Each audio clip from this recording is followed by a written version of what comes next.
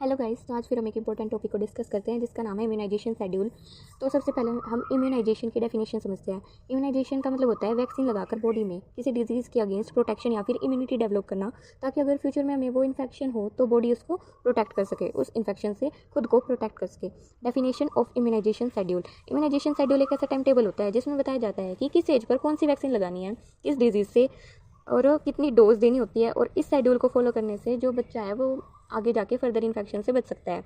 Age wise vaccine explanation. सबसे पहले है जन्म के तुरंत बाद, एट बर्थ। इसमें हम 2 वैक्सीन लगाते हैं, BCG एंड OPV। BCG की फुल फॉर्म होती है बैसिलस कैलमेटिक यूरिन। ये हमें ट्यूबरकुलोसिस से बचाती है।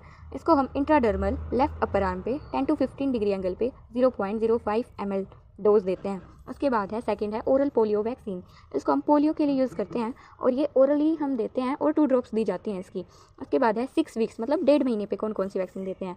सबसे पहली है पेंटावेलेंट 1। ये हमें 5 बीमारियों से प्रोटेक्ट करती है। डिप्टीरिया, पर्ट्यूसिस, इसको हम वूपिंग कफ भी बोलते हैं, काली खांसी, tetanus, hepatitis B, HIV infection. और इसको हम IM रूट से देते हैं एंटीरोलेटरल थाई पे 90 डिग्री एंगल पे, और इसकी डोज होती है 0.5 ml। उसके बाद है OPV 1। ये भी हमें पोलियो से बचाती है, ओरल देंगे 2 ड्रॉप्स। IPV 1 ये भी हमें पोलियो से बचाती है। OPV और IPV में ये डिफरेंस है कि जो IPV है उसमें हम इनएक्टिवेटेड एंटीजन का यूज़ करते हैं, और IPV को हम इंट्रामस्कुलर देते हैं थाई पे 90 डिग्री पे, और इसकी डोज होती है 0.5 ml।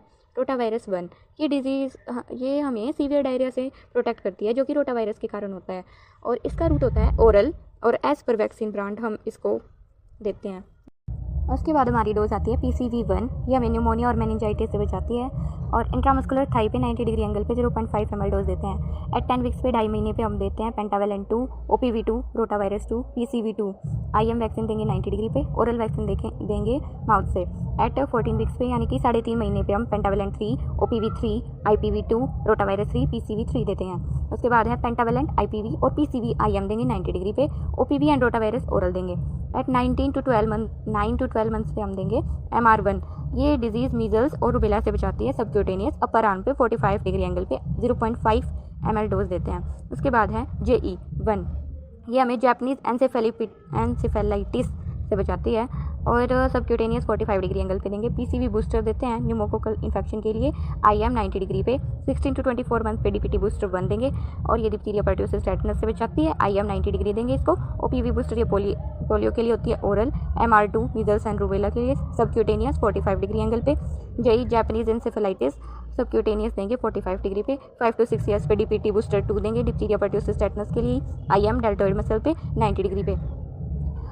इंपॉर्टेंट पॉइंट्स क्या होता है कि जो इम्यूनाइजेशन होता है उसमें बच्चों को सीरियस डिजीज से बचाया जाता है, और हर वैक्सीन सही एज पर लगनी ज़रूरी है। और अगर कोई वैक्सीन हमारी मिस हो जाती है तो हम डॉक्टर से कंसल्ट करके उसको कंप्लीट कर सकते हैं। उसके बाद वैक्सीन के बाद इम्यूनाइजेशन कार्ड बनता है, जिसको हमेशा संभाल कर रखना चाहिए, ताकि हम आगे फर्दर कोई इन्वेस्टिगेशन हो तो हमें पता चल सके। हर वैक्सीन की रूट, साइट और एंगल है वो एग्जाम के लिए बहुत इंपॉर्टेंट है। इजी ट्रिक होती है BCG ID 15 डिग्री पे, MR एंड JE सबक्यूटेनियस देंगे 45 पे, pentavalent and DPT, PCV, IPV, IM देंगे 90 डिग्री पे, OPV एंड रोटावायरस ओरल देंगे।